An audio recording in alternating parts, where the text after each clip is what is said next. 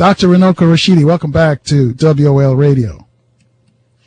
Well, thanks for having me, brother. How are you?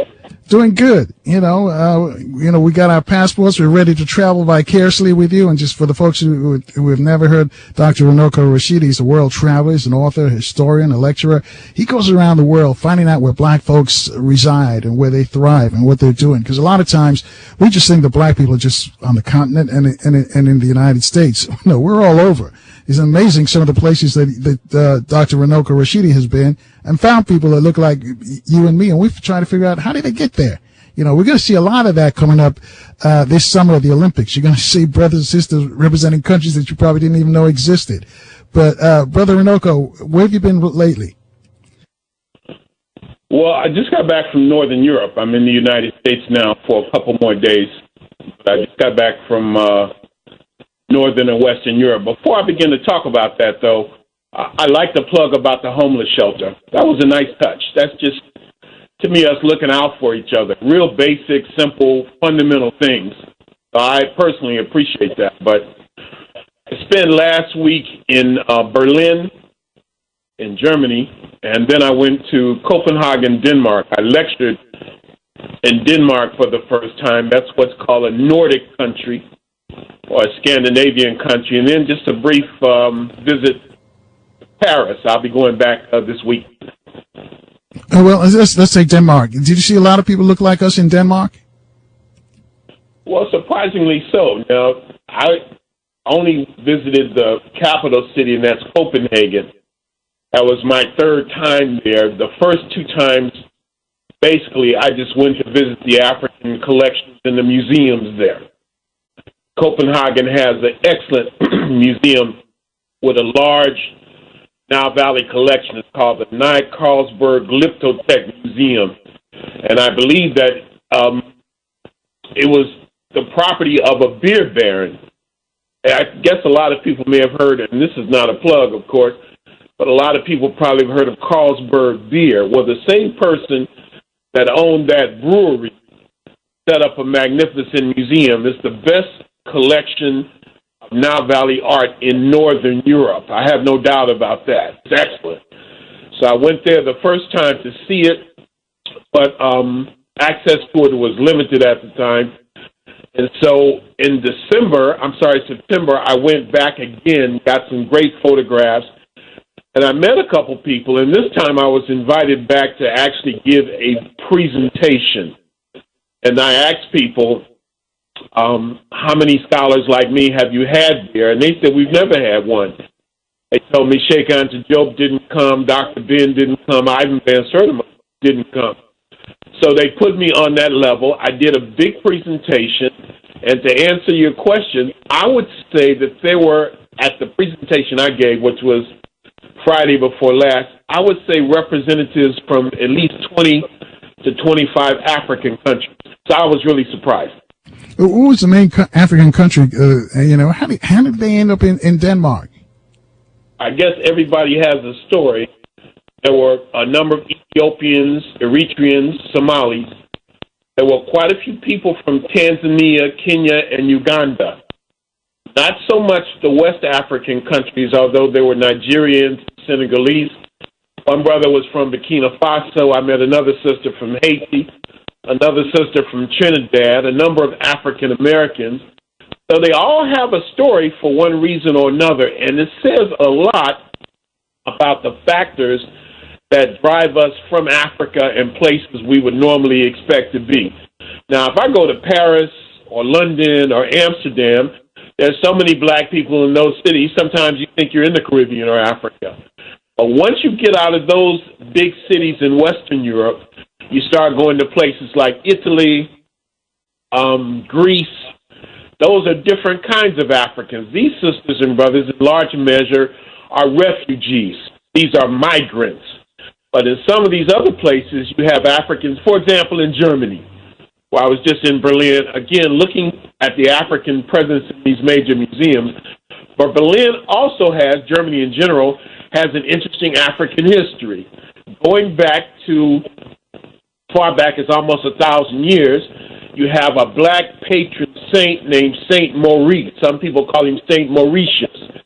This is a brother born in Egypt 1,700 years ago, and he becomes the commander of a Roman legion. It's called the Theban Legion. Thebes is a place in Egypt. And he is sent to suppress an uprising by the Roman emperor, only to find out that the people he's supposed to suppress are Christians. And St. Maurice is a Christian.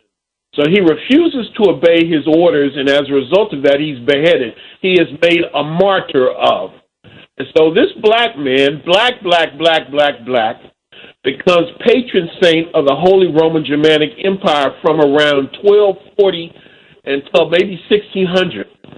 And then you have Africans who got caught up, who were members of the French army, who were stationed in Germany after World War I, who intermarried with German women and produced children.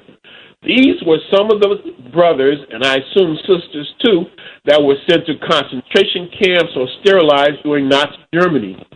Then you have African American soldiers there who came after World War II and had families there. And now you have Africans coming from the motherland. So you have all these different elements of Africans, even in places like that. But a few months ago, I lectured in Poland, in Warsaw. You have a small Nigerian community there. You have black people in places like Romania and Slovenia and Slovakia and Hungary, small black populations or individuals who have managed to excel for one reason or another. So we're all over the place. In Europe, is no exception.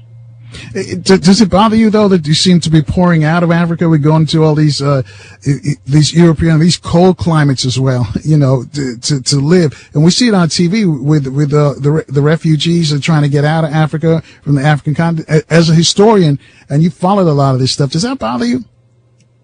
Yeah, it does bother me. Now, I go to Europe for three reasons. One, my daughter lives there. She lives outside of Paris, so I go spend time with her. That's the big reason. But number two, the African collections in these museums in Europe. For example, Italy has, you have them in Naples, but you also have an Egyptian museum in the Vatican. You have a large Egyptian collection in Florence, Italy. You have a large Egyptian collection in a city called Bologna.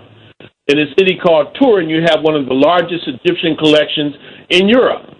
So I go because of the artifacts, but then, too, again, the third point that you raised is there are large black communities there, and yes, it's sad. Nobody wants to leave home, I think, in most cases, unless you have to. And it says to how much Africa has been raped and robbed and pillaged that the children of Africa, in many cases, feel compelled to leave the motherland that we adore so much and to go to as a stranger in a strange land to have a decent life. Yeah, it bothers me. Yeah, because we see it on TV, and I know you're an advocate for Africa, and I got to ask you how you feel about that personally, because you're always telling us that Africa is the future, and some other of our guests that we have on here always say that Africa is the future. We should look to the motherland, and then you see our brothers and sisters trying to get out of there. Well, when you sit in the United States and you have a full belly, and you have your material concerns met, it's not a struggle. Of course, the U.S. is a racist son of a gun. But we have a standard of material existence here that very few people in the world have. So it's very easy for us to sit here and point to Africa. It's also easy when we go to Egypt. We're in a 5-star hotel. We're overlooking the Nile. And we can be, we become authorities on Africa and what Africans should be doing. But when you actually live there, you're not a person of wealth. It's difficult to travel. Life is hard. That's which inspire our people to be more concerned about Africa and to realize, yes, Africa is the future. We need to be concerned about what's happening there, but also to encourage Africans in Africa and Africans outside of Africa to talk to each other about the realities of Africa. All right, hold that thought right there. We're going to take a quick break and look at the traffic and weather in the DMV. Folks, you want to speak to Dr. Runoko Rashidi? Hit us up at 800-450-7876. We'll take your calls next on 1450. Thanks for rolling with us, folks. Our guest is Dr. Runoko Rashidi. He's a world traveler, an author, historian, a lecturer. You know, we travel with him vicariously. He goes to all these diverse places across the planet and finds black folks, Africans, people who look like us, and try to figure out what they're doing there. How did they get there? And he comes back and tells us the stories. But Dr. Runoko Rashidi is also working on a children's book. Dr. Runoko Rashidi, how's that coming, and what made you want to decide to do a book for children? Well, it's something I wanted to do for a long time. The book is focusing on it's the African diaspora for children. It's the Africans outside of Africa. And, of course, we'll have to come back and do at least one volume on the history of Africa itself for children. So, obviously, there's a need for it. But at the same time, I teach an online class on Friday evenings. And this particular course was called Uncovering the African Past. All adult learners for the most part. And it's on the internet. I do it on the internet. And the students decided that they wanted to have a class project. And they decided to compile a book on the African diaspora for children. And so it was a long time in coming. A lot of people made different contributions. I edited the book and made it a narrative. The book is called Assata Garvey and Me. Assata Garvey is my daughter. She's 10. And the book is called Assata Garvey and Me, A Global African Journey. And the narrative is of me coming back after a long trip, and her saying, Dad, what did you do? What did you see? And so in the book, I go around the world, and I talk about the African experience in places, just like you were commenting, we normally don't expect to find black people. India, China, Australia, the Pacific Islands, either a physical black existence today or black people in history. So it's a book, not that many pages, very, very basic. But what I just finished today, sending to the publisher as recently as an hour ago, are the photographs, all original photographs of black people all over the place. Carl, the pictures will knock your eyes out. Many of us are visual learners, and the photographs themselves will sell the book. I think that this is going to be my most popular book ever, and it's going to serve many functions for children, for educators, for people who just want to know about our history and see the images, see faces of black folk just like you and me, maybe with some slight variations looking right back at you. So I'm excited about that. What age group is the book targeted to? Well, this is the first for me. So I guess I would say it's targeted from, I guess I could even say K through 12. It's very, very basic. It's very readable. And as I say, the text itself will probably not be any more than 40 pages. But I sent in 70 photographs. So even if you can't relate to it, even if it's too basic and fundamental, I think you will be able to appreciate the photographs. And I suspect that many, many adults are going to get off on it. I'm proud of it. Because, you know, that's a good way to reach a lot of people. Just show them the pictures, you know, because a lot of people, you know, they don't, some people, well, not a lot of people, just some people just, you know, prefer just to show them the pictures rather than read the articles. And the picture's worth 1,000 words. I mean, you just show the picture and just say, with a caption, people can understand what you're saying. Well, I think that expression of picture speaks 1,000 words. I suspect that must be an African expression. And then there's another one, and that is seeing is believing. And that is one of the great values of travel, to be able to see it for yourself. In some cases, something that you've only seen in a book. And in some cases, perhaps even more rare, pieces or people, human beings, artifacts that you never even knew existed. And to encounter them in a museum or a black community or a rainforest or something like that, it's really exhilarating. And maybe that's the highlight of travel itself, and perhaps the reason that it excites me so. Well, let's hit the road. South America, there's just an earthquake in Ecuador. And I was amazed that so many black folks, they were showing the people that were, you know, impacted by the earthquake, and a lot of them were African-looking folks in Ecuador. Is there a large African presence in South America, outside of Brazil? In South America, but it varies from country to country. Now, Ecuador, I would say, African population is maybe 15%. You have three primary areas. You have the capital of Ecuador, and then you have in the south, actually four places. You have the capital, and then you have a place in the south called Guayaquil. It's a large city with an African barrio, very, very, very poor, impoverished people. And then you have another area called the Chota Valley, Chota. And the Chota Valley is where Africans were brought by the Spanish to engage in agricultural labor. And then in the far north, near the border with Colombia, you have a place called Esmeraldas.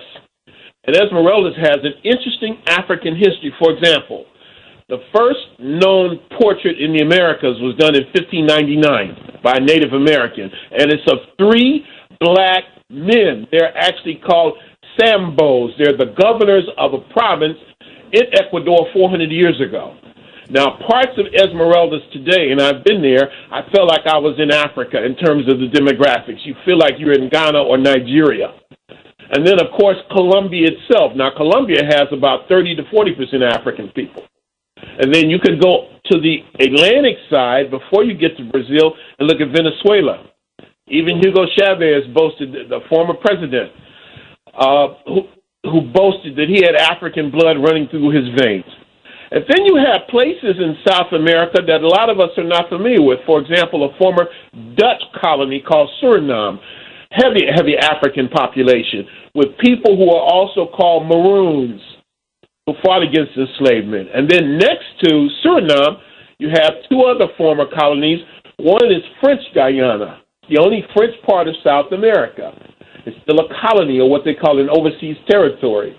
And then you have British Guyana, now simply known as Guyana. This is a British country, and this produced Ivan Van Sertima, Jan Carew, Walter Rodney, who wrote a book, How Europe Underdeveloped Africa, a spokesperson named Forbes Burnham, but also George G.M. James, the man who wrote Stolen Legacy. So when a lot of us think of Guyana, we just think of Jonestown.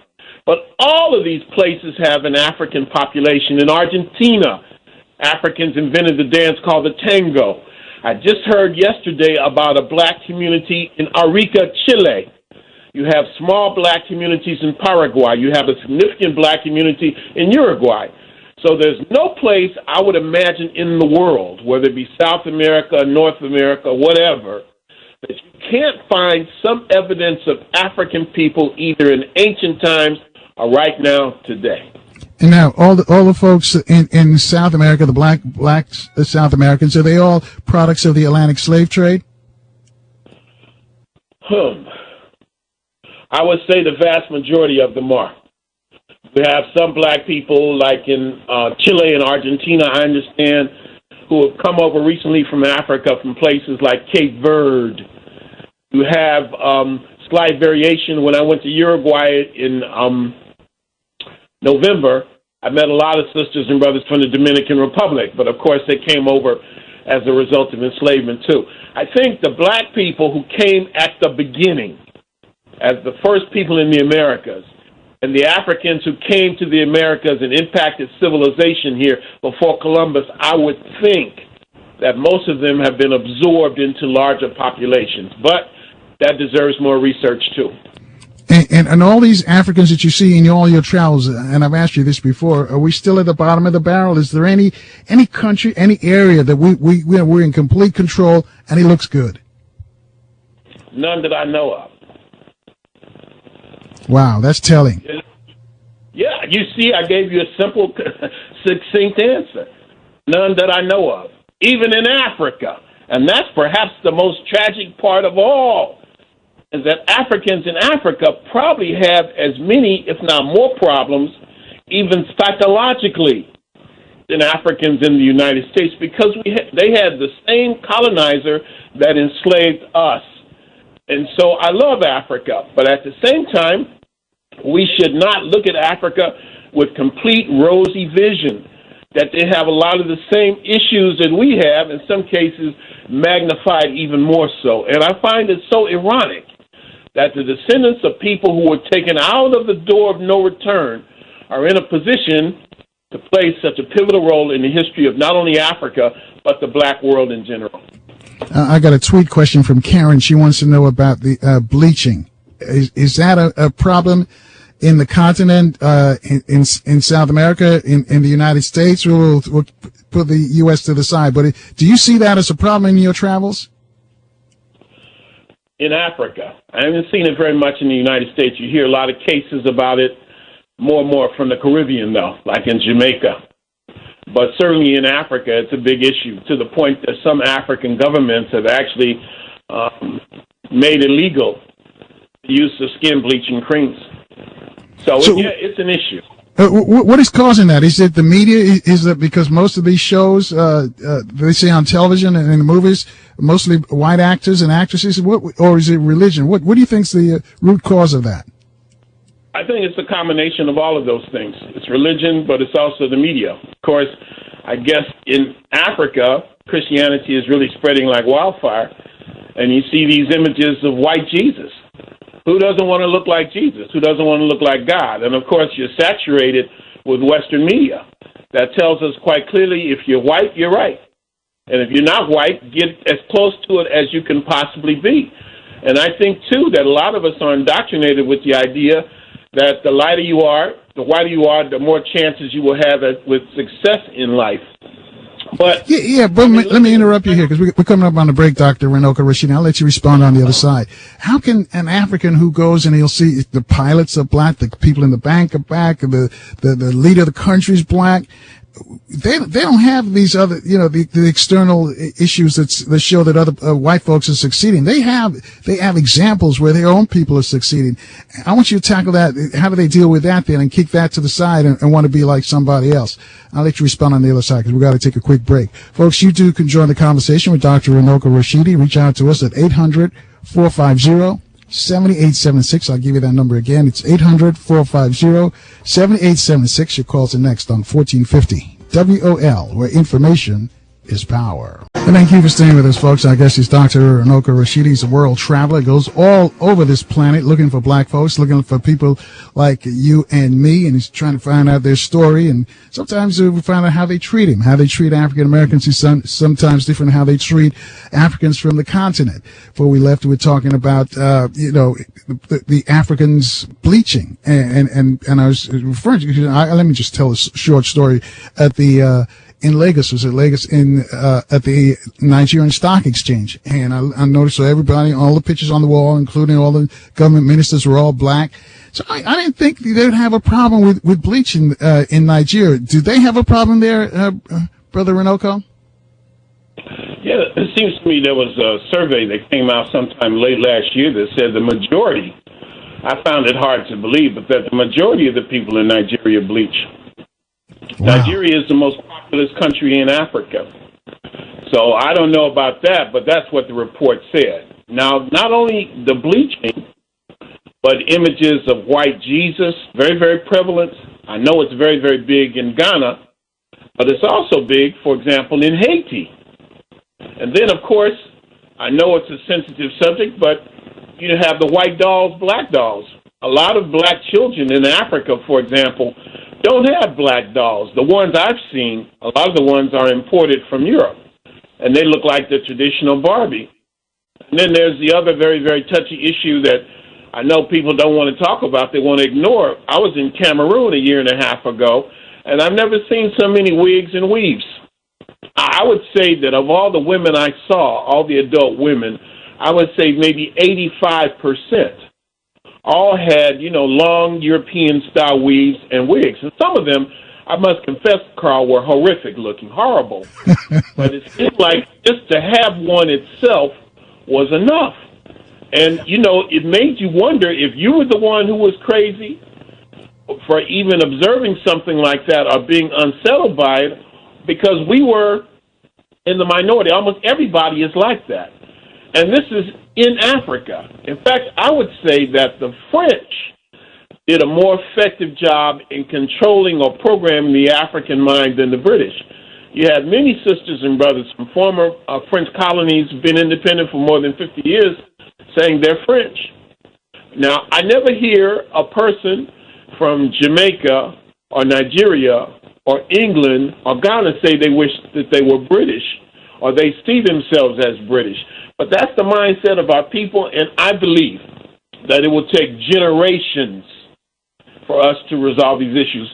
Generations, not 5 years, not 10 years, perhaps hundreds of years, that we have been so contaminated with what has been called Urugu virus that it will take a long, long, long time. And that's why I always advocate that we go within, to look within, to marry one another, to spend money with one another, to control the educational institutions in our community, to begin to develop a standard of beauty that reflects not what somebody has imposed upon us, but what comes from within. And then sometimes when I do that, I'm called racist.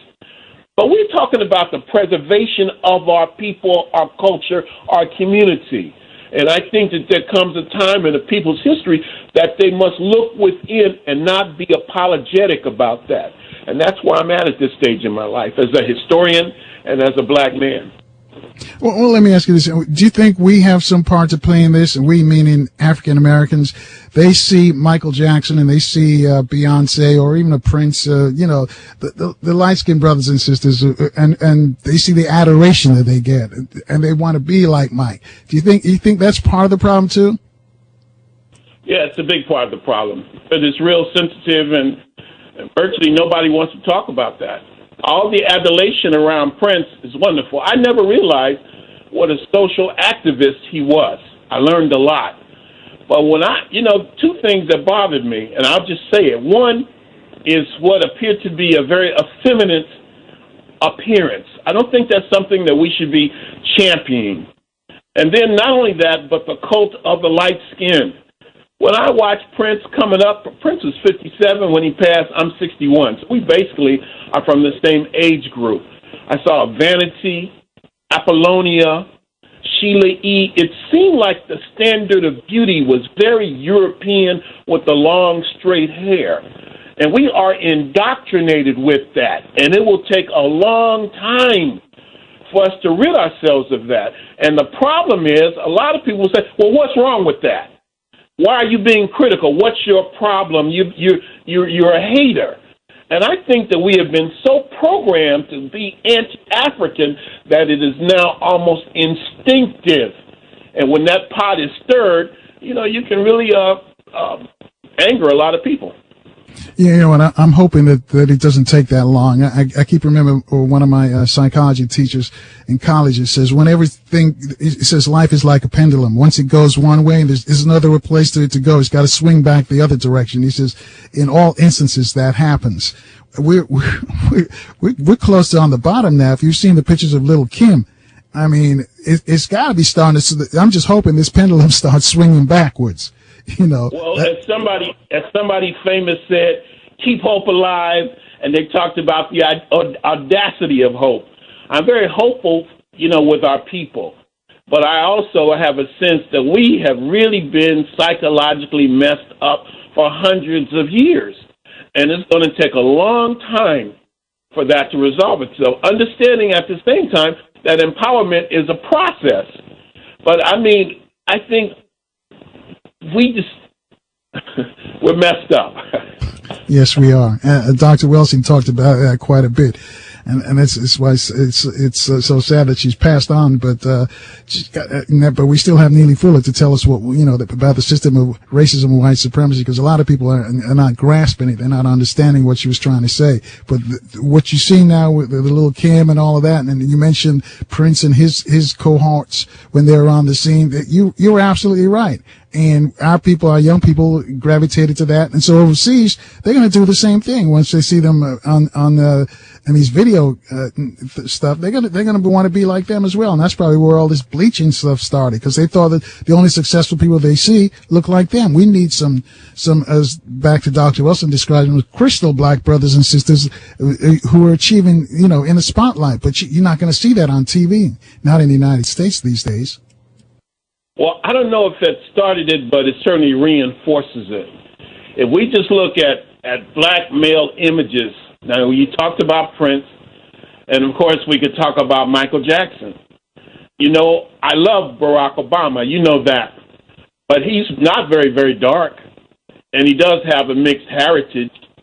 And then even if we look at revolutionary artists, you know, the one person that comes to mind is Bob Marley. Bob Marley is what we could call a crossover artist. And he also comes from a mixed heritage. Now, I don't want people to take that wrong. I love these brothers. I admire them a great deal. But I think that we also have to be forced to look at reality and not live in a world of illusion and pretend that these things are not real.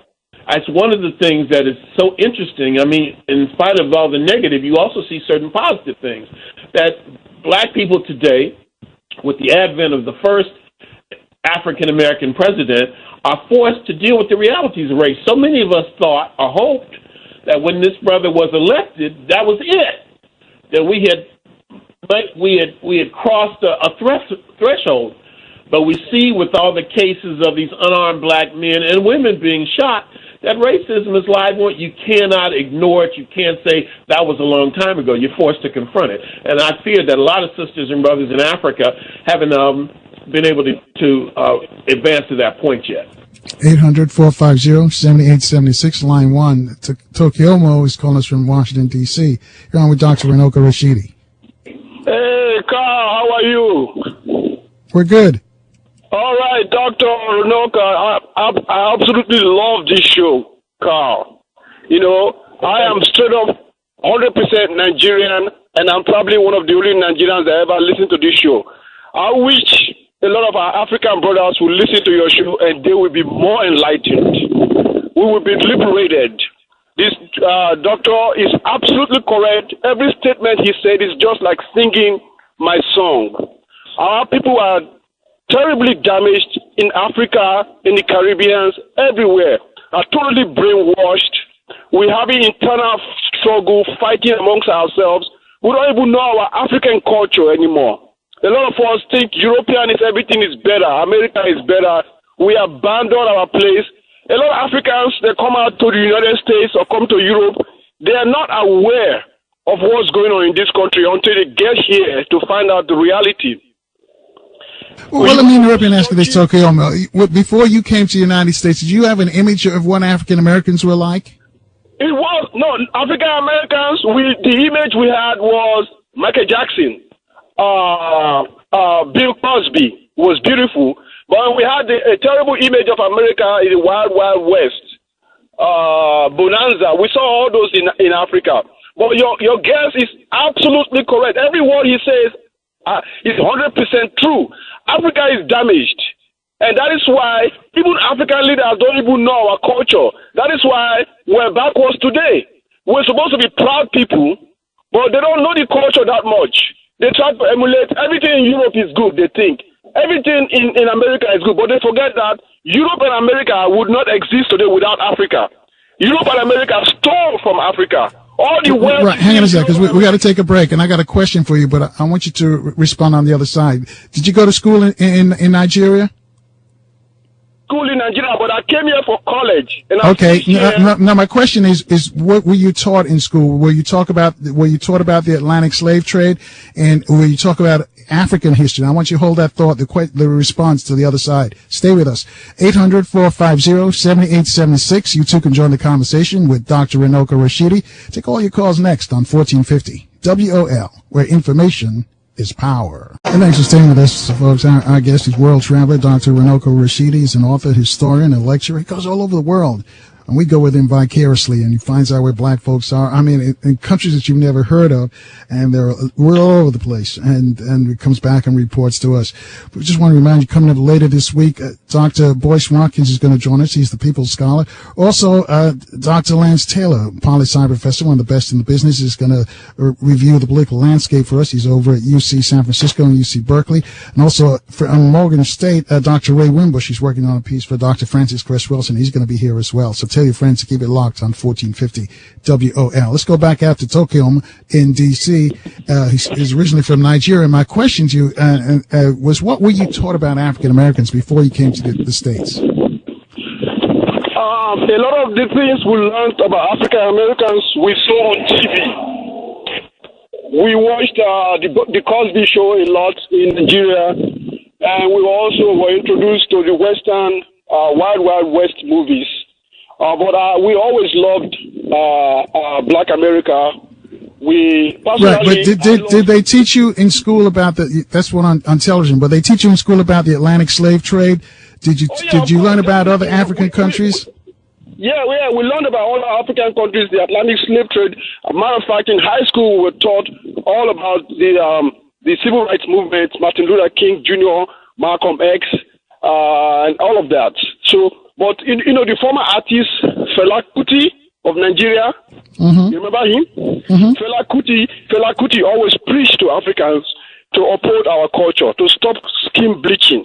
Fela has been talking about that since 1970s. He's been preaching against that. Stop bleaching, embrace your African identity, embrace your African culture, and forget about all this chasing after white Jesus. If you go to most African churches, look on the wall, you see a white Jesus. And I kept saying to my people, this white Jesus will not save you. You have to embrace your culture. It's only your Africans that will save you. You have to remember your history, but a lot of our so-called leaders don't know our history. That is why we're in the situation we're in today. Our leaders are not proud, that we are proud people. They forget about all that. They're looking up to America and Europe like this is where the solution is. But all America and Europe is not the solution. It's the all right, let's bring in Dr. Runoko Rashidi. You have before I let you go, do you have a question for him? Hey, Dr. Ronaldo, thank you very much, Dr. Rashidi. A lot of things you're saying, I used to listen to Tony Brown's journal on PBS, and he was talking about the same things too. Is there any way we can reach you? Maybe offline, I can reach you. We have to continue this communication. Yeah, you can always reach me at Runoko@hotmail.com. I'm very accessible. Runoko@hotmail.com, or go to my website. How do you spell Runoko? RUNOKO @hotmail.com, or you can go to my website, drrunoko.com, and it's drrunoko.com. Let me mention one thing, brother, before you go, and this is something that you may not be aware of, and Carl, I'm not sure if you're aware of this either, but it adds another dimension. Now, I just mentioned that I lectured in Denmark a week before last. I think I've lectured in 64 different countries now. I talked to a lot of sisters and brothers there, and they told me that there's absolutely no mention of Africa at all in the Danish curriculum. There's not even the word Africa mentioned. They might mention Egypt in one sentence. Now, the Danes were also active in what is called the transatlantic slave trade, but there's no mention of that. There's no mention of African history. You are not even allowed legally to classify people on the basis of race. Now, the reason I bring that up is because that also lends to a sense of rejection and alienation, that there aren't that many black people in these places, and the ones who are there, who have been there for a generation or so, become lost in a larger European culture and become completely alienated from their African roots. Wow. Token, I thank you. Go ahead. You're right. I'd like to say one more thing. Go ahead. Hello? Yeah, go ahead. Go ahead. I wish they will stop polluting African airwaves with all this hip-hop culture they send to Africa, because the hip-hop is really giving a negative impression and negative influence to African youths. All of them want to be like 50 Cent. All of them want to sag their pants now. All of them want to talk stupid slangs they don't even know the meaning of. I wish Africa would stop accepting all this crazy hip-hop culture and all this stupid American culture that they're using to pollute Africa right now. All right, that's a good point. Tokyo, I thank you for your call. Dr. Rashidi, do you see a lot of that in your travels with African sagging and the hip-hop culture spreading across the globe? Mostly I see it among Africans in Europe, maybe because I spend so much time there. But I would say that the African in Europe is a lot different than the African in Africa itself, because you have a very different kind of culture. I guess you're trying to fit in. You don't have a lot of positive black images to begin with, and so you are subject to be afflicted by the most negative images because that's all you really have. And it's quite sad. That's what I meant when I said it would take generations. You know, you don't just sweep this under the rug. These are fundamental issues that we have to confront. And as our brother pointed out, we have a long way to go. That doesn't mean that these issues are insurmountable. I think all of us are optimistic, all of us are hopeful, but I think that we also have to realize the enormity of the task that's in front of us and the kind of work and sacrifices it's going to make to change that. You know, this would be a good time to tell folks, because you teach a class online. Give us some information about the class. Well, I teach a class. The next one is going to begin on May the 20th, and it's going to be with fundamental issues in African history, the African presence in museums around the world. It's going to deal with resistance to oppression, and it's going to be a 10 to 12-week course. All you need is a Facebook account. There's a nominal fee. And anybody who wants to get more information on that can email me again at runoko@hotmail.com, or after the show, they could even call me at area code 323-803-8663, or again, go to my website, drrunoko.com. So what I'm trying to do is use whatever talents and skills I have, Carl, to advance the struggle. Everybody can't do everything, but everybody can do something.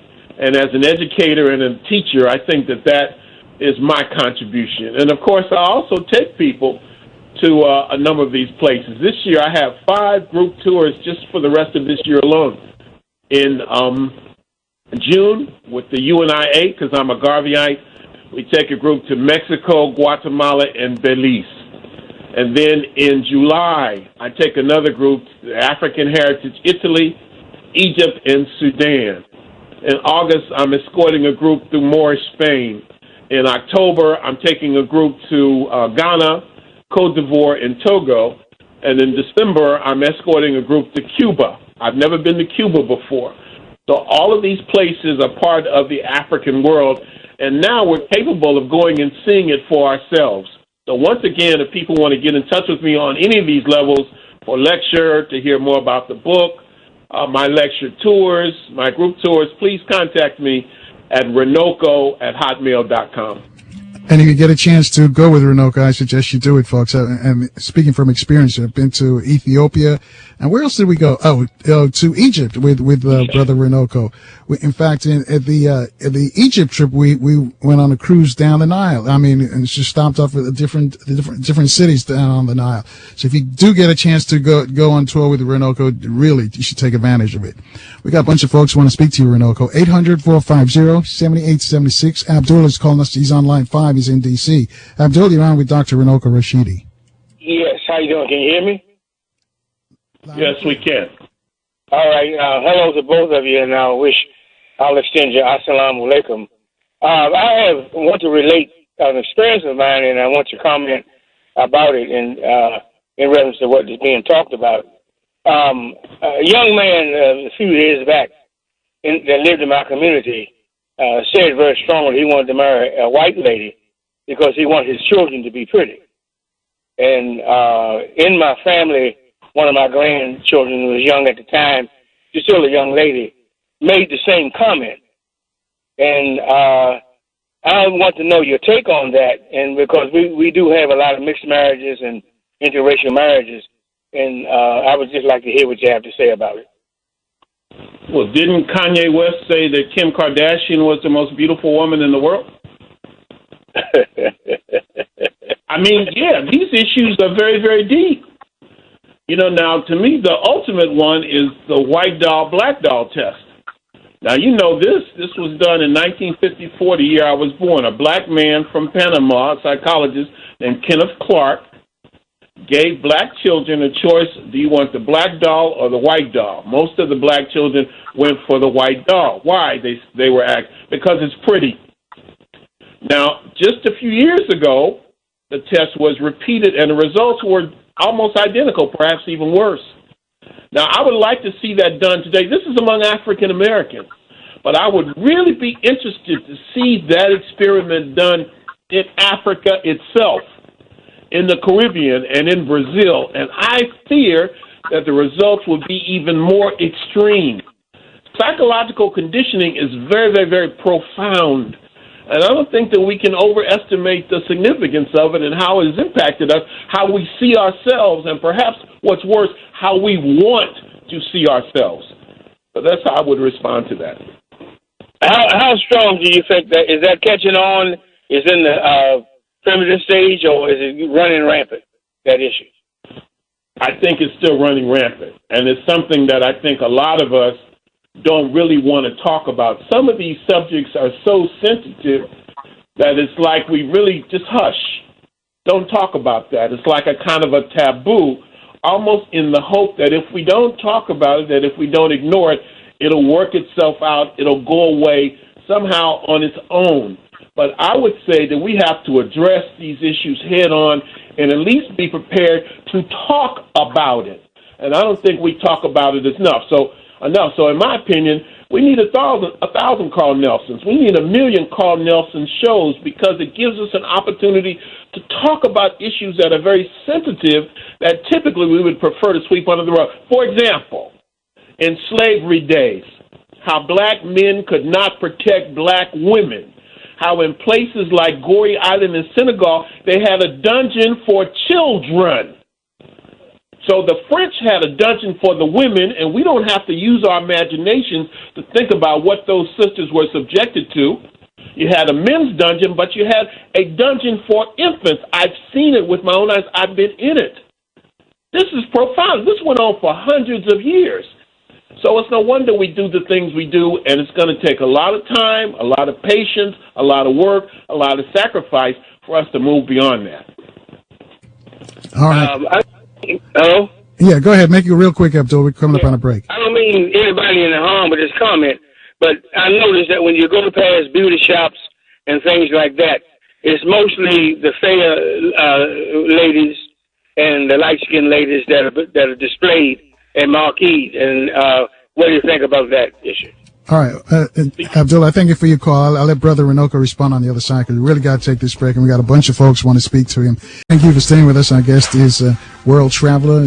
He's an author, a historian, a lecturer. His name is Dr. Runoko Rashidi. You can Google him and find out all about him. And whenever he's in your town, you know, I'm telling you, get a chance to hear him. You go out there and hear him, because he always comes with visuals to support whatever he's talking about.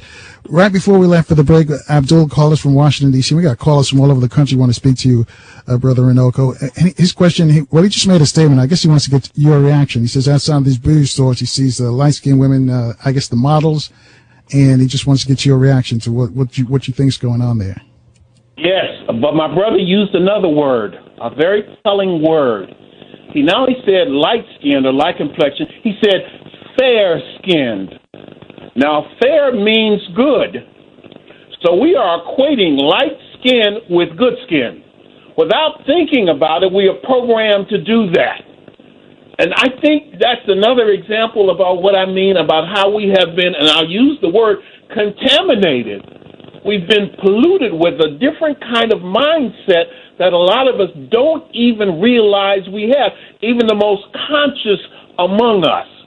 And a lot of it comes out with the language: good hair, fair skin, red boned, high yellow, not low yellow, high yellow. Even the language that we use suggests how we see ourselves and how we want to see ourselves. You know, that's interesting, because there was a study, well, not a study, an example came out I think it was maybe late last year, with 3 young white children, and they all gave them dolls, except one child got a black doll, and the child got the black doll just broke down in tears and just started crying. You know, the other white kids who got white dolls, they were happy. But the one that got the black doll, she was very, very upset. She didn't want that. You know, we could stop the show right there, brother. You know, but it says everything. And these are children now. So you grow up with this kind of indoctrination. So after 20, 30, 40 years of it, you're bound to be crazy, with few exceptions. 800-450-7876. Look on line 3. Sandra's calling us from D.C. Sandra, you're on with Dr. Runoko Rashidi. Hi, Carl and your guest. this white self-promotion is really working, isn't it? Big time. Is this really working? And Jesus, common sense tell you Jesus couldn't look like that in that part of the world with that climate, blonde hair, blue eyes, and, common sense would tell you he couldn't look like that. No, can we stop right there for just a moment? Here will be another experiment. Go to a black church, yes, church in the hood, and get an image of a white Jesus and a black Jesus, and ask the congregation which one they would prefer. Now, I've never seen anything like that before. Some people might think such a suggestion is obscene or sacrilegious. But I would really, really be curious that if you put an image of a black Christ in a black church, would it be favorable? Would you lose members of the congregation? Would it increase or what? I mean, it's all around us. I think they're just accustomed to seeing that white Jesus. They probably don't prefer it, but they're accustomed to seeing it. There's a difference. Well, we can change that. I think we should start changing it. And like Dr. Wilson said, when civilization first started, to look like the white people do today would be a bad look. They were sent away. They were shunned. Now they made that the desired look. Yeah, they flipped the script on us. They flipped it, and it's working. Yeah. It's working. Yeah. Thanks, Sandra. 800-450-7876. Eric's waiting for us in Maryland. He's on line 4. Eric, you're on with Dr. Runoko Rashidi. Hey, Carl. How you doing, Doc? I'm good.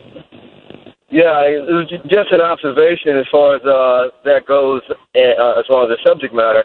I think what we do, and I think you alluded to it earlier, is we downplay the significance of imagery and then the control of information that we have lost. And you, Bob Johnson telling BET is one example, but I also wanted to say that, our first images as black children, especially males, of beauty is our mothers. And I think sometimes we don't take it serious enough as to implanting in our children what that beauty is. And when you use Michael Jackson and Prince as examples, with Prince, I would say, you look at his mom and dad, they're both light-skinned brothers and sisters. So his choice as far as women kind of runs the same line of what his mom looked like. Mike, on the other hand, completely opposite. And I'll close by saying, I spent nearly 15 years straight in Europe in the Air Force. And before I left home, my mom told me, don't you come back here without someone that doesn't look like me. And that stuck with me. Wow. You make an interesting series of comments. I'm not sure if I fully agree with the idea that it's the mother that sets the standard of beauty for her sons. I'm not sure if I agree with that. Perhaps if you said if it's the mother who sets the standards for virtue or hard work or fidelity or something like that. But I'm not sure if our standard of beauty comes from our mother. I have to think about that. Well, Doc, I didn't mean it to mean the standard of beauty, but our first, as little boys, our first image of beauty is mom. Now, I would say dad also plays a large part in that. So I didn't want to put it all on the mothers. Well, Eric, let me interrupt and ask you this. So why is it so many of our brothers go after white women, go after women that don't look like mom? Well, I can tell you this. When I was stationed in Europe, and I was in the Air Force, and like I said, spent nearly 15 years straight, European women love brothers. The darker, the better. And it was a riff on most bases that I was at with the sisters. They were through with brothers because they gravitated to those women, and most times, I would say most times, I would say it could be speculated whether the European woman's interest in the brother was sincere or coupled with the ability to get that green card, so to speak. So, all right, let me ask. Imagery is everything. Let me ask this. 2 points. Number one, to Carl's issue, how many black men marry non-black women? Or is it just that the ones who do seem to be very, very visible? That's one question.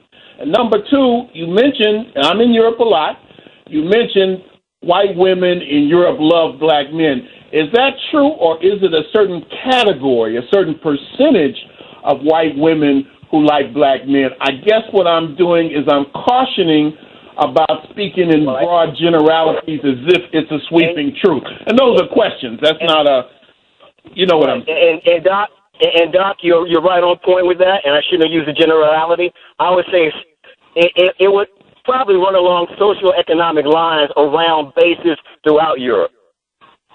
So that's not in general. So what you saying? What you saying? The continent, Eric? You saying the continental Africans, they're not sought after like the African Americans by the white women in Europe or in Germany where you were?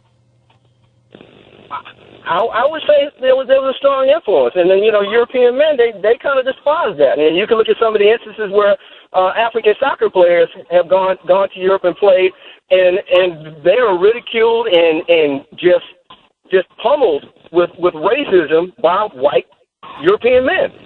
Right. But they also end up, in some instances, dating or marrying a European woman. It's kind of oxymoron. Right. We see a lot of that. Erica, thank you for your call. Let me put the question to Dr. Runoko Rashidi then. The continental Africans that he said that a lot of the brothers gravitate because he says the white women, let's put it that way, or the German women more specifically, like black men. Do they like African Americans or do they like the continental Africans? Dr. Rashidi. Oh, that's a big question. I think a lot of brothers who go to who leave Africa and go to Europe tend to be enamored of white women. It's a different experience. It's something new. I guess everybody desires to be wanted. Everybody desires to be desired. But I think a lot of the times when it happens with brothers from the continent in Europe, it's just kind of a fling. That perhaps white women have this fantasy about the black buck, about black male sexuality, and so they want to embrace that. Whether or not the majority of those turn out to be long-term relationships is a different thing. Now, the brother from the United States, if he goes to Europe, tends to have, I guess, more money, more status, and he's simply an African American, which has a kind of a mystique about it in and of itself. So it varies, Carl. I think it's difficult to speak about those things in absolute terms. All right. 800-450-7876, line 1. Charles is calling us from Miami. Charles, you're on with Dr. Runoko Rashidi. How you doing, Dr. Rashidi? Good. Okay, great. And I love your show, Carl. The reason I'm calling in today, though, is on your travels. I would like to know what you think about, blacks in prison, and not only that, but doing labor. Prison labor. Because one thing I've tried to do is do my history, and one thing that I've learned is that after the Civil War, corporations started popping up all over the places, and that's basically how Southern corporations got to be so wealthy, was because they enslaved black people in the 1800s, early 1900s. They killed a lot of us while, profiting off of slave labor.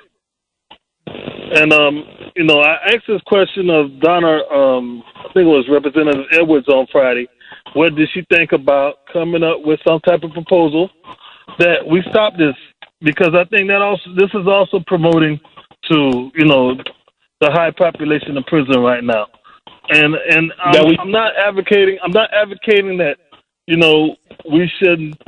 Let's just take... Well, I tell you what, hang on a second, Charles. We got to take a quick break. We got our last look at the traffic and weather in the DMV. I'll let you finish your question for Dr. Runoko Rashidi. Folks, you too can join the discussion. We'll take your calls next at 800-450-7876 right here on 1450 WOL, where information is power. And thanks for staying with us, folks. Our guest is Dr. Runoko Rashidi. He's a world traveler, he's a historian, author, and he's also a lecturer. He does all these things wrapped up together, and he's got a internet a school that he has, I guess a teaching class, if you will, and he's also taking some trips, and we're going to tell you more about that before he gets out here. We got folks coast to coast want to speak to him, though. So, Charles in Miami, if you can make your question real quick so the Dr. Runoko Rashidi can respond. Okay, what I'm saying is these corporations, they've people like that, they've made money off of us all of these years, and I'm trying to stop it. So I was just saying, I asked Representative Edwards, would she sponsor a bill or just back it if we could stop this prison labor? Now, I know people, I know prisons have murderers and, all types of bad people, but not everyone has, All right, let's give him a chance to respond, Charles, because we've got a bunch of folks that got questions for him. And I thank you for your call, though. Brother Runoko? There's this book, I guess you could say it's famous now, The New Jim Crow by Michelle Alexander. I guess that is the closest thing to being the definitive book on mass incarceration of African Americans, at least in the history of it. So I would highly recommend that. I would only say one thing, that wherever I go is very, very similar. This thing about mass incarceration or disproportionate incarceration of black males is not confined to the United States. If you were to go to England, for example, you find something very, very similar to that. If you were to go to France, you would find something similar to that. If you go to Australia, you will find an inordinate amount of black men in prison there, far overshadowing their actual numbers. If you were to go to India and look at the prison population, it's overwhelmingly Dalit or black untouchable. So I would say read Michelle Alexander's book, do a little research there. The information, I think, has been effectively documented. And again, just be aware that our struggle in the United States is not confined to the United States. It's not unique. We have a global struggle, I think, as Francis Welsing would say, against white supremacy. 800-450-7876. Line 6, Jay's waiting for us in D.C. Jay, you're on with Dr. Runoko Rashidi. Yes, peace, brothers. Okay, so was very interesting. I'm going to piggyback on Abdul's call, and I would like to get your take because I really think that is the number one problem that we have, that our mothers rock that cradle. And so we instill into the children their first images of love, self-love. And so if we ourselves don't love ourselves, we infuse that into the children. And so at that very young age, we see them wanting the white doll. So I really believe that is the number one problem we face. And like Francis said, we could cure all of our problems in one day if we simply really loved each other. But we can't love each other if we don't love ourselves. So these mothers pressing their hair, and I would like to say to every female in the sound of my voice, if you are pressing your hair, if you are permanent bleaching your skin, you need to stop because that rolls into our children. And it's very real.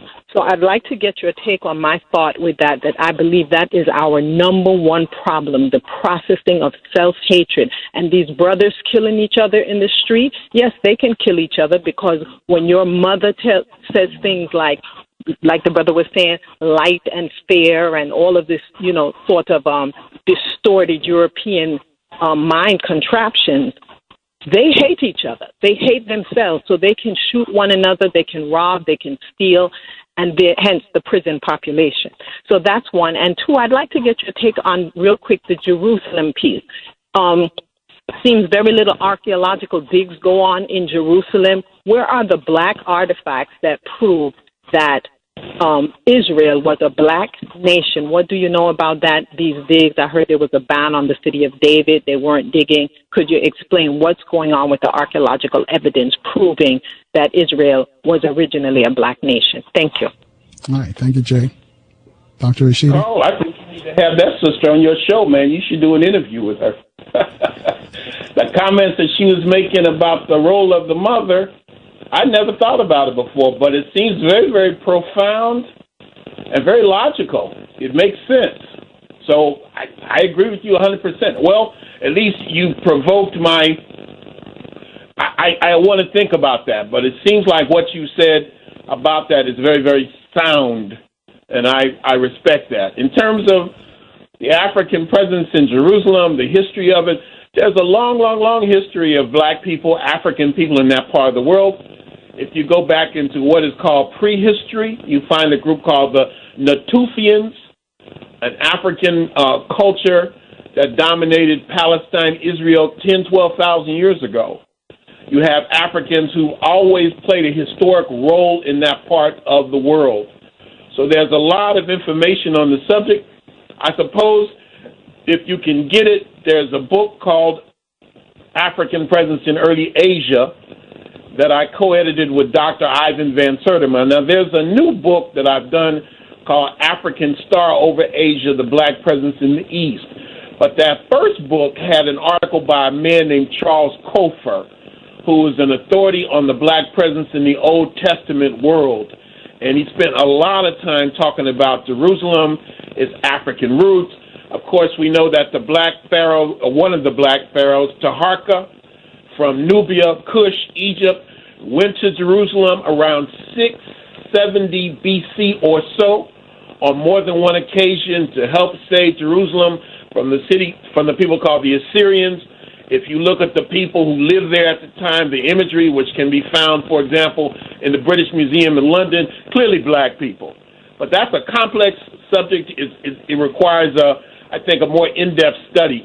But if you email me at runoko@hotmail.com, I'll get you a bibliography or reading list, a list of sources that you might follow up. Now, the Jerusalem that she's talking about, is that the old Jerusalem, the new Jerusalem? Is that Jerusalem that's in the Bible? Was that part of Palestine before the Israelis took over it? Yeah, I guess we would refer to it as biblical Jerusalem, which is also a historic city. You know, Israel and Palestine are the only two countries or places in that part of the world that I haven't visited. I've been to Syria, I've been to Lebanon, I've been to Jordan, I've been to Turkey on numerous occasions. But because of the politics of Israel and Palestine, I haven't been there. But certainly it has a strong African history from the most ancient times until today. There are black Palestinians today. 800-450. Don't see on TV. Right, we don't see them on TV at all. Yeah, you have Africans who went over a period of hundreds of years on the Hajj. They went to Mecca, and some of them ended up in that part of the world as well. So you have a continuous African history in Jerusalem from the most ancient times until today. But these are what we could call the invisible people because you don't see them on TV. There were African crusaders from Ethiopia who fought at the Battle of Jerusalem.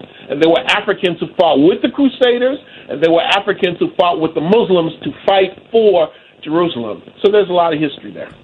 800-450-7876, line 5. Faluki is waiting for us in Minneapolis. Faluki, you're on with Dr. Runoko Rashidi. Yes, good morning. Hi, how you doing? Good. I love listening to your program. I'm going to turn some of this stuff off around here, first of all. Anyway, I was listening to what you were saying about Jerusalem, and Brother Kyle. Hello? Yes, sir. You're on. Yeah, I had called in last week about that when you had somebody else on the program, and I asked him about the original name of Jerusalem being Jerusalem, and he confirmed that for me. But what I called in for was about this thing about a couple of callers had called about Jesus and about the word, about the hair. And one of the things we have in our cultural language still is the word nappy and good and bad hair, and that's part of the problem we have. I think anyway is we believe our hair is bad if it's natural, and so our sisters especially gravitate to straightening their hair to make it look good, like they have good hair. And well, Faluki, let me ask you about this, because then since Beyonce just came out with her, Lemonade, and she talked about the Becky with the good hair. Uh-huh. And everybody knows what she's talking about when she says Becky with the good hair. Right, exactly. Because good hair and bad hair, anything that goes, like the word nappy, for instance, I was reading and it came from the word nap. And if you ever wash your clothes, like if you have cotton or wool and you wash it and you see the little balls in it when it gets washed sometimes, those were called naps, and that's where the word nappy came from, because when the slave master and the overseer saw their little balls in their hair, they talked about our hair saying that it was nap, and that's where the word nappy came from. And so anything has to do with nappy is bad. And the next thing I wanted to kind of piggyback on was a sister called in. I know Brother Rashidi, you had mentioned it too, about the black and white Jesus. And I think if our black ministers would really emphasize that in the church about Jesus being black, because I remember one time I was in a church and I was leaving the church and I heard one of the deacons say, "Don't forget, it's not important what color Jesus was." And I asked him afterwards, I said, "Brother, why did you say that?" And he said, "Well, because in this church, they want us to say that it's not important. There's another church that he preached at that has the emphasis, and they want you to know that Jesus was black." And he said, in the book of Revelation, it said he had hair like wool, eyes of a fiery red, and he had his feet as if burned in a furnace. All right, hang on a second, Faluki. We've got to take a break here. But when you come back, I want to put in a question for him so that he can respond, because we got people. Thanks for rolling with us, and our guest, Dr. Runoko Rashidi. We'll tell you how to reach him before he leaves us. But we've got one request here. That there's a homeless shelter in Baltimore. The lady just opened it, I guess, around Thanksgiving last year, and they've got some financial problems. And of course, most of the people in that homeless shelter look like me and you. It needs $800, folks, to keep it open. That's all. We don't ask you to try and bite that whole nut. But if you can help, dial this number, 410-563-2749. That's 410-563-2749, and keep our people from sleeping out on the streets. Let's go back to Faluki in Minneapolis. Faluki, your question for Dr. Runoko Rashidi. Yes, the question is, so is there a way that our black ministers can have teachings in black history, so when they get up on the pulpit to preach, they would notice history, like people like you and Tony Browder and just other historians, and I think it's be so important, and I'll listen to the comments. Well, that seems to presuppose that a lot of the ministers are interested in black history. See, I always make a distinction. It's one thing not to know, but it's another thing not to be interested, not to care. And I think that's the real issue right there. So a question I think we should try to raise is not just for the ministers, but for the black community as a whole. How do we spark an interest in wanting to have knowledge of self? It's very basic. It's very fundamental. We must engender in our people a desire to know who we are and what we've done from our perspective. And that's the difficult part. That's the challenging part. Yeah, because I was going to ask how we did that, but you said it was a challenging part. I got a tweet question for you. They wanted to know, the Black Madonna, was the Black Madonna Jesus' mother, and why is it not embraced in the United States? And they want to know, is it embraced, the Black Madonna? Because you travel all over Europe. They want to know if it's embraced in outside the U.S. Well, the ironic part is that it tends not to be embraced in Africa itself. When we talk about the Black Madonna, we're talking about Catholicism in large measure, and something that's associated with what we would call the Eastern Orthodox churches, in places like the Greek Orthodox Church, the Russian Orthodox Church, etc. So you don't find images of the Madonna and Child, for the most part, unless I'm wrong, in Protestant countries to a large measure. A lot of that comes out of the Catholic world. And so you find a Black Madonna that is literally the Queen of Poland, literally the Queen of Poland. You find lots of them in France. France has the most in Europe. You have them in Italy. You have them in Spain and Portugal. And not only are they black, it is thought because they are black, they're able to perform miracles. Now, there aren't that many of them, comparatively speaking. There have been about 500 in Europe that have been documented. I've seen and photographed about 15 of them. So they're very rare. They seem to be, with the passage of time, becoming less and less relevant. For example, a lot of them were destroyed in France during the French Revolution because the Black Madonna was associated with the monarchy and the ruling classes. And so as time has gone along, there are probably fewer and fewer and fewer of them. But the Black Madonnas are depictions of the Virgin Mary and the infant Jesus. So it's the mother of Jesus that we're looking at when we see the Black Madonna. 800-450-7876, line 1. Fred's calling us from D.C. Fred, you're on with Dr. Runoko Rashidi. Hey, Dr. Rashidi. Good afternoon. Carl, good afternoon. Good afternoon. I put my question this way, and it just is basically, why can't we begin to look at this whole, all of these symptoms that we're describing, the process, our reaction to psychological warfare that was designed to kind of divide and conquer us and to oppress us. I mean, so much of what you were talking about earlier, the Black Doll study, our idolatry of white imaging, I think it's all a function of a systematic indoctrination to make the white the superior culture. And our whole relationship with whites in Africa and here, we don't really approach it on a systematic basis, but it's all based on reaction to being put in a submissive position. You know, slavery was based on dominance and submission. And I find we sort of use our intelligence individually. We come to this realization individually that there's an effective way to fight the symptoms.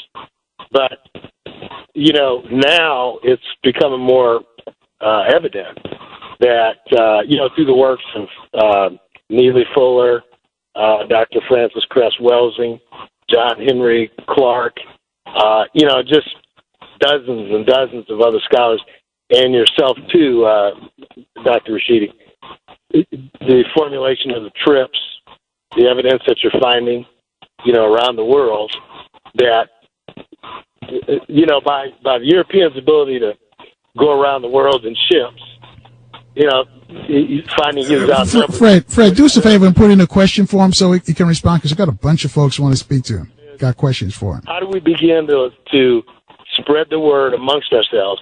And I'm sorry for rambling, but to approach this as a symptom. Don't be surprised at these results. Expect it. Well, maybe, you know, maybe you have to start, maybe we have to start with educating ourselves. I mean, it's difficult to go and organize and educate people if we ourselves are lacking the knowledge. I would just say one thing, and because I think this is important. The European that came to Africa, that enslaved African people, that colonized African people, did not come to destroy. They came to exploit. And in order to exploit a human being, you have to develop these forms of mind control, instill a sense of inferiority, to make people believe that they are better off even as slaves and servants to other people than they are as free people. And that has been the struggle on the part of Europeans for hundreds of years now, to control the African mind. And I would say that for the most part, they've done a pretty good job on it. Now it's up to us to break those psychological chains of enslavement. And we have to believe that we can do it, and we have to put in the work. I think we have been so indoctrinated, that many of us believe that we are incapable of changing the situation, that it is what it is, and we just might as well adapt to it. And so we're trying to break that and believe that what we do and what we don't do makes a difference, and that we are capable of empowering ourselves. I think once we pass that threshold, then the rest will fall into place. All right. Thanks, Fred. 800-450-7876. AO's reaching out to us from New Jersey. He's on line 5. AO, you're on with Dr. Runoko Rashidi. Good evening, Brother Carl. Hey, you always bring it. And Brother Dr. Rashidi, I really appreciate this opportunity to talk to you, because I think one of our biggest problems as a people is that we have not known peace since before colonial times. So therefore, if you don't have individual peace, you will not open yourself up to receive your brother as an extension of your same circumstance. I think one of the things that's going to help us make a change, first of all, is that we understand that we have to find that place where we can, at least when we get into our sanctuaries, feel at peace, and that peace that we feel is not disturbed. And when it is, it's because we welcome that, or we open ourselves up to that. And before that happens, I don't believe that we're going to be able to operate in oneness, in totality for one cause, because we lack the peace to open up and really trust each other to become one. And I'd like to hear your views on that. Well, I would say we need many, many, many things. And that's certainly a part of it. I would just like for us to begin to talk to each other, to have a desire to want to know who we are and what we are, the great things we've done, the great things we're capable of doing, share that information, talk to each other. In other words, I agree with you, and I'm saying that along with that, we need all the basics. There's an African proverb, I think, that goes, the first step forward is to go back. And this notion of Sankofa, to reach back and fetch the things that made us great and apply that. So I agree with you, brother. To make a long story short, I agree. You know what? I appreciate it. All right, thanks, Ayo. Dr. Rashidi, I know you grew up in L.A., and I grew up in New York. There was a time when you saw another brother, or you would do the fist and hit it over your chest. I don't know if you guys did that in L.A., but when we were growing up, you'd do that. You shake your head and acknowledge them. Or I know in college, you sitting around and somebody would say, "What time is it?" You say, "It's nation time." I don't know if that happened. If we need to bring back that kind of spirit or that kind of feeling that we had back in 60s and 70s. But you also had it during the Garvey movement. You had it during what we call the Harlem Renaissance. So perhaps things go in cycles and things ebb and flow. And we always like to think that we're on the verge of another movement, another renaissance, another rally by the flag. And all we can do is plant seeds and nurture. I'll give you one example. I'm 61 years old. I have one child. She's 10. Now, she's never been in the United States before. She's in the United States now, and she's listening to this show. She's never heard me on the radio before. She's antsy. She likes to move around. She can't sit still, but she's fascinated by this discussion. And so you would like to think that all the work that Carl and I and you have done is going to bear fruit, that the seeds we've planted are going to that we've nurtured are going to bloom. And it's important that we keep working, and it's also important that we believe and that we have hope in the future. That's how I would respond to that. All right, hold that thought, because we got to take another break. 800-450-7876 to speak to Dr. Runoko Rashidi. Take your calls next as the big show rolls on from the capital city on 1450 WOL, where information is power. And thank you for staying with us, folks. Our guest is Dr. Runoko Rashidi. And again, the number to call to speak to Dr. Runoko Rashidi, 800-450-7876. Just want to remind you, coming up this week, poli-sci professor from University of San Francisco and UC Berkeley, one of the best in the business, Dr. James Lance Taylor is going to be here. Also, the People's Scholar, Dr. Boyce Watkins, is going to join us. And Morgan State professor, Dr. Ray Wimbush, will be here as well. So tell your friends to keep it locked at 1450 WOL. And you can download the app at the App Store for Android and for Apple, just 1450 WOL, or listen to us online at WOLDCnews.com, and that's the same website that you can download the podcast from, so if you miss any of the shows. Before we go on, Dr. Runoko Rashidi, you're taking a group, where are your groups going, and I know you're teaching that class on the internet, so how can folks reach you? All right, the next internet course, which will deal with fundamentals of African history, the African presence in museum collections around the world, and the roots of African resistance, will begin on May 20th. That's a Friday evening from 9 to 11 Eastern Standard Time. I have a tour with the UNIA to Mexico, Guatemala, and Belize in June, to Egypt, Italy, and Sudan in July, to Spain in August, to Ghana, Cote d'Ivoire, and Togo in October, and to Cuba in December. If people are interested in any of those things, my books, my DVDs, go to my website, drrunoko.com. It's drrunoko.com, or email me at runoko@hotmail.com, runoko@hotmail.com. I'm very accessible on the internet. All right, and let me just co-sign the fact that I've been to Ethiopia and Egypt with Dr. Runoko Rashidi. It's not like, and we took a cruise down the Nile. It's not like these other cruises that you go on. This is a real intellectual study cruise. So whenever he's going back to Egypt, I suggest you sign up. You want to know what's going on in all the different cities from Aswan all the way up to Cairo.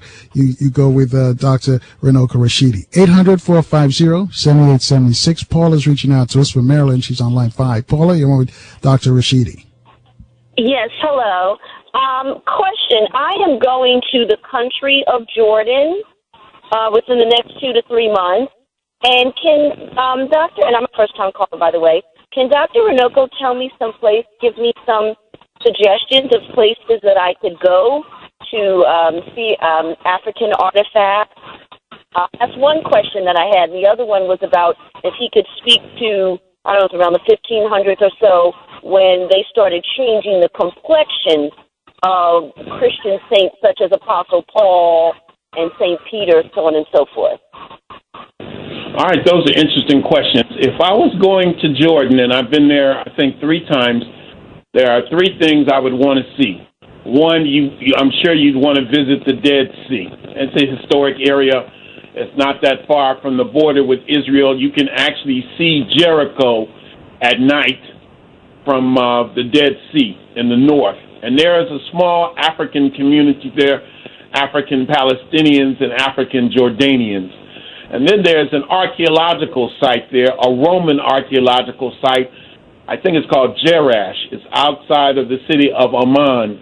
But certainly the thing that I would encourage anybody who goes to Jordan to do is to go to Petra. Petra is the remains of a series of tombs that are about 1900 years old. There's nothing quite like them in the world. A lot of walking, but they're magnificent. They're spread out over, I guess, an area of 2 or 3 square miles. And when I was there, I met people called Black Bedouin. A lot of people have heard of the Bedouin or Bedu, but certainly I met some black ones there. So that's Jordan. In terms of the changing of the African image, I would say that a lot of the changing of the African image comes as a result of enslavement. Now, you mentioned the 15th century. This is during the time of the European Renaissance. And it was common this is at the height of the Black Madonnas, by the way. I think they're probably at their height in terms of their adoration. But also you have what is called the adoration of the Magi. The Magi were the 3 kings from Europe, Asia, and Africa who in biblical tradition, Christian tradition, went to pay homage to the Christ child in the manger in Bethlehem. And it was very, very, very common at that time to portray the youngest of the 3 kings as a black man. And I think he was the one who brought the gift of myrrh. One brought frankincense, one brought myrrh, one brought gold. And you see prominent black men actually portrayed as kings for a period of about 100 years. And then you have the full advent of the transatlantic slave trade, and the image of the black in Christianity is reduced to a diabolic figure, and in art to the status of a boy, very non-threatening. The black man begins to be portrayed as a mascot, a boyish, non-threatening figure. No longer, for the most part, black men as kings. The Black Madonna begins to lose their status. So I would say the transatlantic slave trade affected that whole balance of power in the world, and also psychologically and in art. All right. Thank you, Paula. 800-450-7876. Line 1, Earl's calling from North Carolina. Earl, you're on with Dr. Runoko Rashidi. Okay, thank you very much. Good afternoon. I'm going to try to make this as quickly as possible. Okay, speaking about the image of Jesus and his coloration, I wonder if the doctor knows the history of Bishop Henry McNeil Turner, who was the bishop of the AME Church, as well as the first black legislator in the state of Georgia. That was my grandmother's uncle. And he was the first to advocate that Jesus was indeed black, if we believe in the name Jesus, because there was no J in the Hebrew dictionary at that time. And and I would like to also ask the good doctor if he's ever traveled into the Sinai Peninsula, because my family and I have traveled there numerous times, because Cairo was a stopover for us. So I've been on 5 of the 7 planets like yourself on international travel as well. And if you look up to the St. Catherine's Monastery there, which is deep, at the base of the Red Sea, you would find the oldest icon of Jesus, which would also put aside the despair that Jesus was black or his disciples, that Jesus was white. In that particular area, you will also find the bedding people, because we have done a lot of in-depth travel in that particular area, as I stated before. It is a matter of the ministers in the church educating themselves and not waiting for the white man to educate them, and to travel to these areas, because the Jerusalem, the Bethlehem, and everything that is so commercialized now are not really your original sites of the birth. And this, they need to educate themselves upon this. And why we do not do that and use our own commonology and see how the diaspora has really been taken totally out of context, because they do not want you to know your history and know the power that you have within yourself. Right. Let's give him a chance to respond, because we're racing the clock right now. We've got a bunch of folks we still haven't gotten to. But I thank you for your call. Dr. Runoko Rashidi? I haven't been to Sinai. I've been to Egypt 22 times. I'm about to go back, but I haven't been to Sinai. I have heard about those monasteries. It sounds very, very interesting. I know about Henry McNeil Turner. He's one of my favorites, kind of like a Marcus Garvey of the 19th century. There's a very good book about him called Black Exodus by a man named Edward Redkey. He wrote an article around 1900, I think, called Jesus Christ Was a Negro. He went to South Africa, a big back to Africa man, and last but not least, he was a pastor at that Emmanuel AME Church in Charleston, South Carolina. So I love Bishop Henry McNeil Turner of the African Methodist Episcopal Church. All right, 800-450-7876. David's calling us on line 6. David's in Silver Spring, Maryland. David, you're on with Dr. Runoko Rashidi. Thank you. Dr. Rashidi, could you please give me the dimensions of the Great Sphinx and the Great Pyramids of Gaza? Well, the biggest of the pyramids on the Giza Plateau is Khufu on the horizon. That's the Great Pyramid of Khufu. I believe it's 486 feet high. And then you have the pyramid built by his son Khafre, almost as large. And then you have a much smaller one, probably less than 300 feet high, of Menkaure. So you have father, son, grandson. I believe Hormaka, or the Great Sphinx, is about 200 feet long from paw to the tail, and it's about 70 feet high. Thank you very much. All right. Runoko, I got to ask you about your daughter. Does she travel with you? Is it the first time you said she's in the States? First time in the United States. She's been here about a week and a half. She's loving it. First time she's met her family in the U.S. She's sitting by me right now, about to annoy me. I asked her, do you want to be a historian like your daddy? She says, no, I do not. But I'm hoping to travel with her more and more. I love my child. I became a father at the tender age of 51, kicking and screaming, but I'm a very devoted father, and I think she loves her daddy just as much. Don't you? Yes, it's true. It's true. Does she speak any other language other than English as well, since she's basically outside of the States? Well, obviously she's fluent in French. She reads in English and French. She speaks a smattering of Wolof, trying to learn a little bit of Chinese and Italian. She's a chip off the old block, but probably smarter than her dad. Okay. We got about a minute left. Let's see if we can get another call in real quick. A bunch of folks still waiting to speak to you. Joseph's calling in from Boston on line 2. Joseph, you still with us? I almost lost my thought, Carl. I got lucky. After waiting an hour and 30 minutes, well, let me make my point quick. You know, beggars can be choosers. Could you hear me, Carl? We can hear, but make it quick. Yes. Yeah, you know the problem why we in the bottom? Because we don't let truth speak. Good evening, Mr. Rashidi. I know you're a good man. Here it is. You talk about Finland. Well, that's Finland, Netherlands.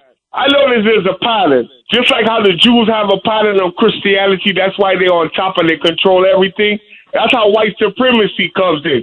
You had all kind of movement. You had the Rastafarian movement with the riots in England to get white supremacy out of the business. You had the Mao Zedong movement in China, which was the most successful to get the white man out of the business. That's why China is doing good now. You had the Mao Mao movement in Kenya. I dated a girl. Her father was assassinated. He was a Mao Mao leader. What I'm getting at, Marcus Garvey, you name them. The problem is we Negroes fell out. We don't stand for nothing. We talk a load of crap. But anyway, since I want to try to break it down, the best movement we have for black people not to be in the bottom is the Fidel Castro movement, the Cuba movement. We need to get away from that Scandinavian way of thinking. All they want to do is follow that type of system so we can be in the bottom. That's the play the white man play. Viva Fidel. Have a good night. Okay, Joseph. Runoko, you've been all over the world, man. Is he onto something? Is that the only way you think we can make it? No, I don't want to end on a negative note. Let me just say that what I think we have to do is when we are, I guess, down and discouraged and wondering about the future and worried about the future, what we have gone through. When you consider what we have gone through, what we have suffered under for hundreds of years, it's amazing that we are here to tell the story today. We are a strong people, a resilient people, and if we can learn from the past, I truly do think the future belongs to us. That's right. And still I rise. After all we've been through, we are a special people. That's for sure. So, Carl, thank you for having me. I look forward to the next time. I'm going to Europe soon, and again, the trips to Central America and Mexico. Have a blessed day, my brother. All right. Thank you, Dr. Runoko Rashidi. Folks, we're out of here. Stay strong, stay positive, stay in the light. We'll see you tomorrow at 4 o'clock right here on 1450 WOL, where information is power.